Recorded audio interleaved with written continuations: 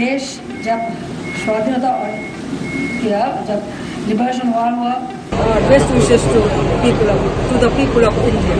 বাংলাদেশের অন্তর্বর্তী সরকারের আনুষ্ঠানিক অনুরোধ সত্ত্বেও আওয়ামী লীগের সাবেক সভাপতি ও সাবেক প্রধানমন্ত্রী শেখ হাসিনাকে ফেরত দেবে না ভারত। এ ঘটনা সম্পর্কে অবগত সূত্রের বরাত দিয়ে এ তথ্য জানিয়েছে ভারতীয় গণমাধ্যম ইকোনমিক টাইমস। সংবাদ মাধ্যমটি জানায়, ভারত তার ঘনিষ্ঠ বন্ধু শেখ হাসিনাকে বিসর্জন দিবে না।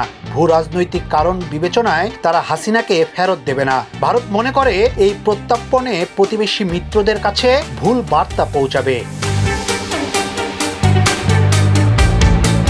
উচ্চ পর্যায়ের বরাত দিয়ে পত্রিকাটি আরও বলছে, বাংলাদেশের বর্তমান ইউনূস সরকারের চাপ থাকা সত্ত্বেও এ বিষয়ে দ্রুত কোনো সিদ্ধান্ত নেবে না ভারত। অনুরোধটি তারা সতর্কতার সঙ্গে পর্যালোচনা করবে এবং এতে তাদের কয়েক মাস সময় লেগে যেতে পারে।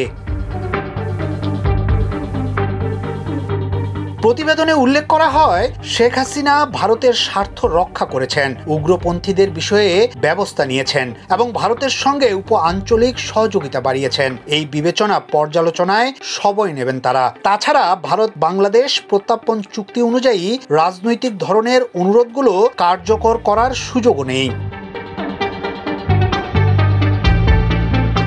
সূত্রগুলো মনে করে, বর্তমান পরিস্থিতিতে যদি শেখ হাসিনা বাংলাদেশে ফেরেন তাহলে তার জন্য একটি অনিশ্চিত ও ঝুঁকিপূর্ণ পরিস্থিতি তৈরি হতে পারে। ভারত বাংলাদেশ বর্তমান সম্পর্কের আলোকে শেখ হাসিনার প্রত্যর্পণ ইস্যুটি জটিল এবং সময় সাপেক্ষ মনে করেন রাজনৈতিক বিশ্লেষকরা।